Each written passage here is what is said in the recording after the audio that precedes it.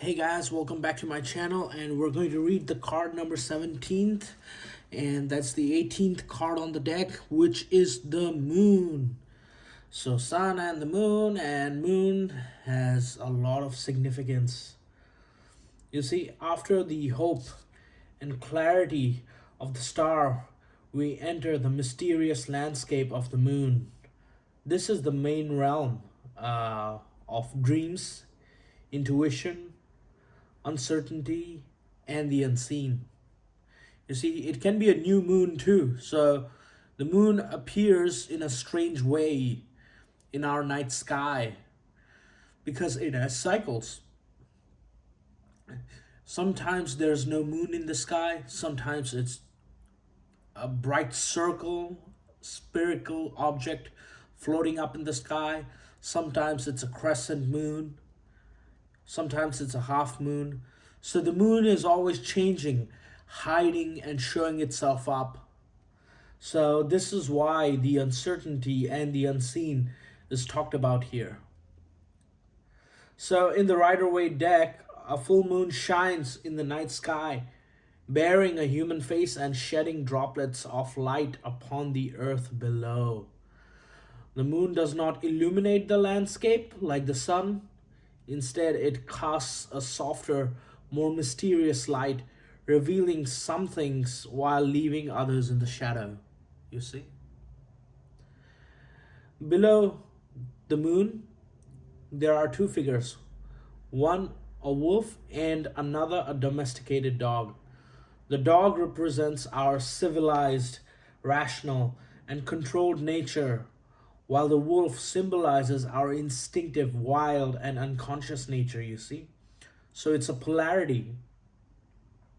Both animals gaze towards the moon, suggesting that its mysterious influence affects every part of our being. You see? A crayfish.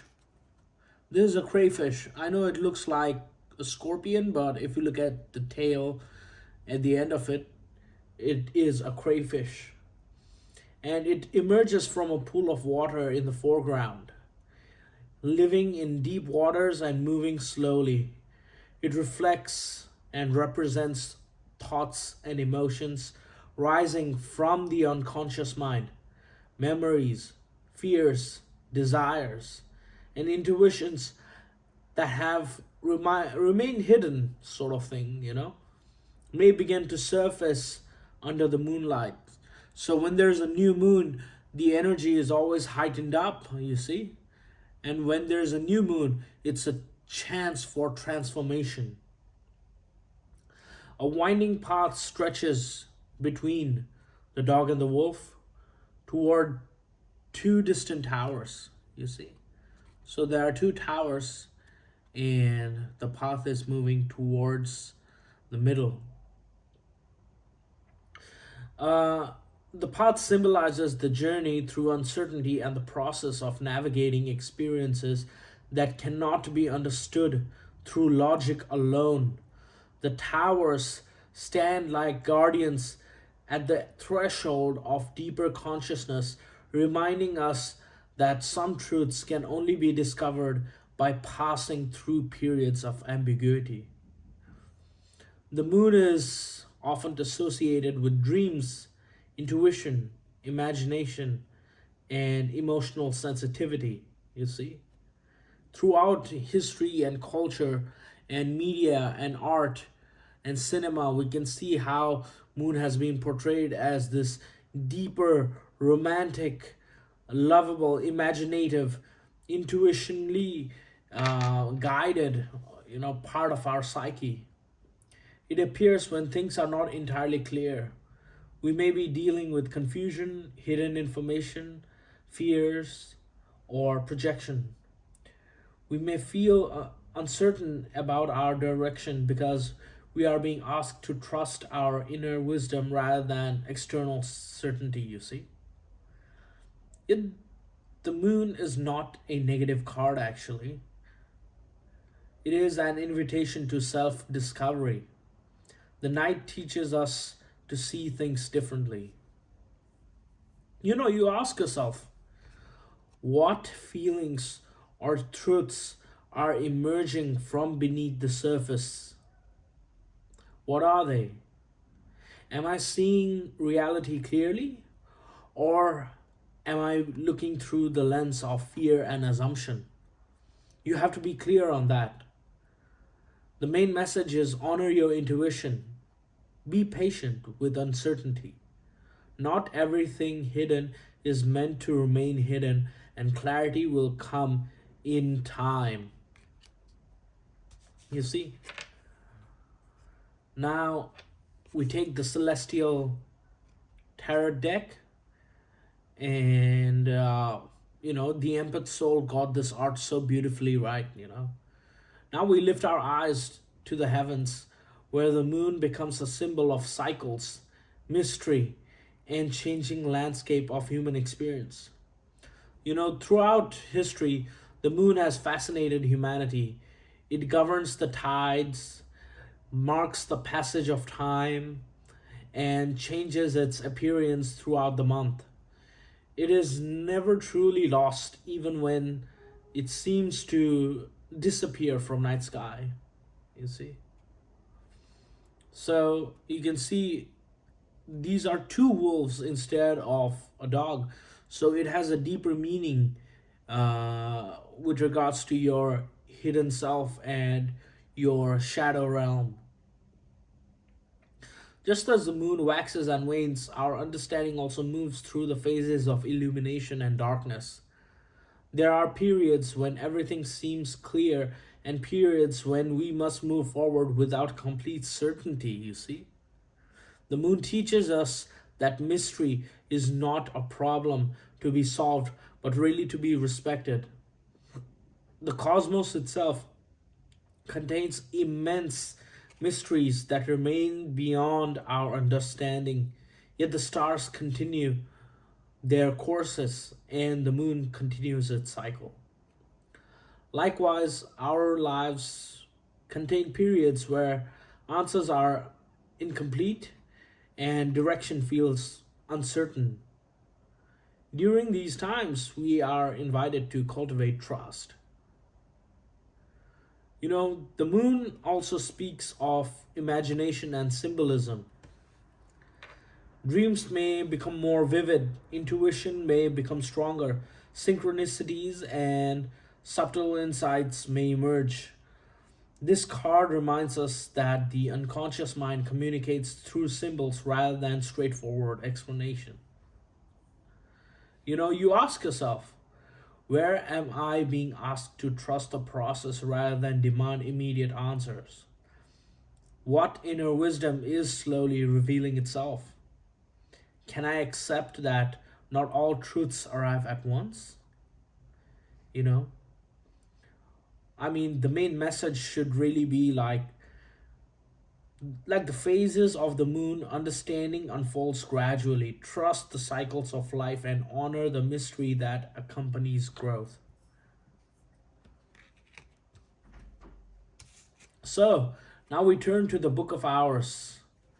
Finally, we enter the illuminated world of the Book of Hours, where the moon is understood through the medieval experiences and darkness of contemplation and spiritual mystery. You see, instead of the dogs or the wolves or the actual moon, there's no moon over here. There's Mary, there's Joseph, and then there's Jesus, along with two animals that are one is a donkey, another is a cow. So Jesus was born at night, and yet he was there like the moon shining. There's a light over here. The light is reflecting baby Jesus that gives the appearance of him. So really, this is really beautiful story. For medieval Christians, night carried deeper symbolism. Darkness represented uncertainty, temptation, and time limits of human understanding, but it was also a time of prayer, reflection, and waiting upon a divine wisdom. Monks often rose during night to pray, keeping vigil under the moonlit sky. The night became a sacred space for contemplation and listening. The Book of Hours inspired deck was influenced by John Bordicon, you see. And the moon often feels like entering a beautifully illuminated manuscript at midnight. Gold star shines through the deep blue sky. Figures travel by latter nights. Saints and pilgrims move forward without seeing the entire road ahead. The moon teaches humility. You see, human beings don't possess complete knowledge. We only see fragments of larger stories, just like the story of Jesus himself. There are moments when faith requires us to continue walking even when uncertainty is available. You see, you ask yourself, what fears are asking to be acknowledged rather than avoided? Can I remain faithful even when I cannot see the entire path? What wisdom may be hidden within these seasons of uncertainty? You see, walk gently through night. Mystery is a part of spiritual journey. Even when the road is dimly lit, the soul is always being guided. So you see, there are three different meanings that we can derive from each card. This talks about intuition, unconscious, and need to navigate uncertainty, while this teaches us the cycles, mystery, and trust, the gradual unfolding of understanding. This one teaches us humility, contemplation, and faith during the periods of darkness. You know? So this one says, fall into my arms, surrender holding the opposites extremes of life.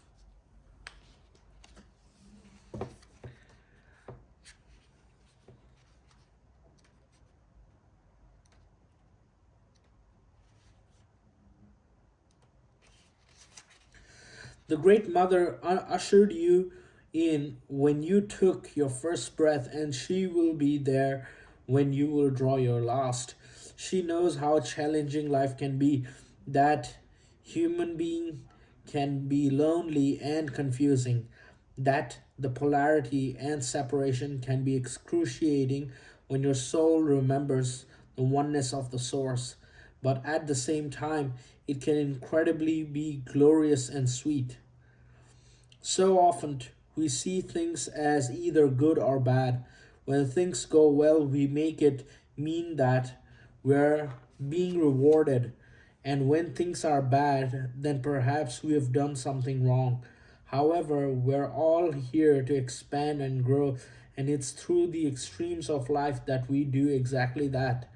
You're being invited to welcome the highs and the lows of the human experience, to let them initiate you more fully into life, the agony and the ecstasy, the beauty and the bitterness.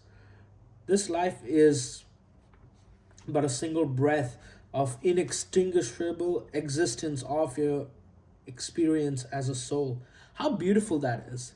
This life is but a single breath in the inextinguishable existence of your experience as a soul.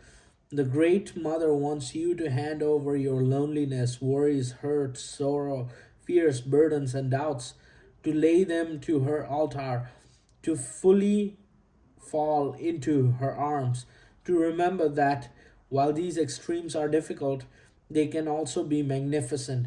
When the more wildly the pendulum of your life swings, the more truthfully you can say, I've truly lived. You tell yourself, I am ready to embrace the extremes of my life.